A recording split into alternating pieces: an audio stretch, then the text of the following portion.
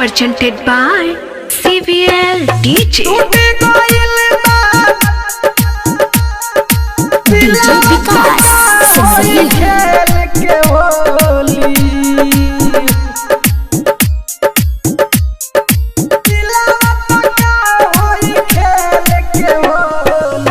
हमारा के तू जानिलू भाव मिठी बोल के बोली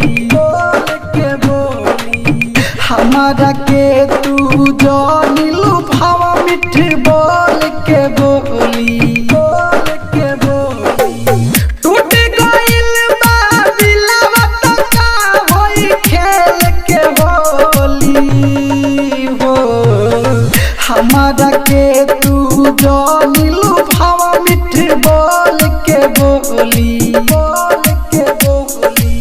टूट गइल बा दिलवा त का होई खेल के होली हो हमारा के तू जानिलू भाव मिठी बोल के बोली टूट गइल बा दिलवा त का होई खेल के होली हो टूट गइल बा दिलवा त का होई खेल के होली DJ विकास सिमरही टूट गइल बा दिलवा त का होई खेल के होली हो प्यार पदा के तू हमारा लगैलू रोत पागल दीवाना बा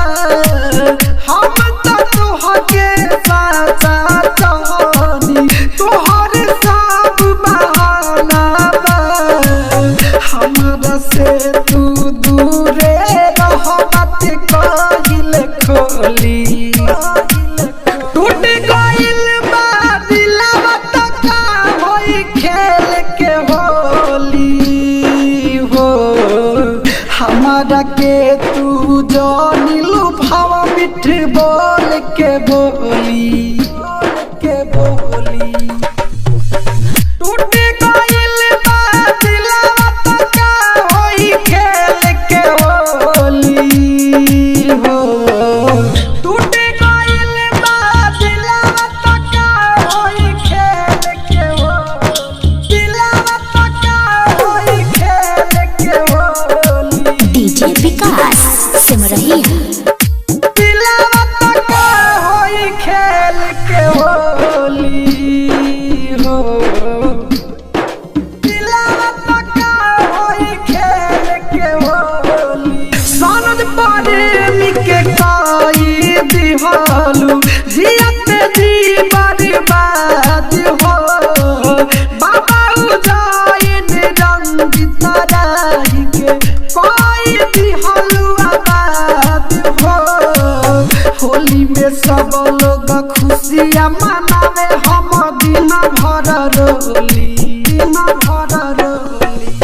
टूट गइल बा दिलवा त का होई खेल के होली हो हमारा के तू जानिलू भाव मिठ बोल के बोली टूट गइल बा दिलवा त का होई खेल के होली हो mix by CBL recording studio.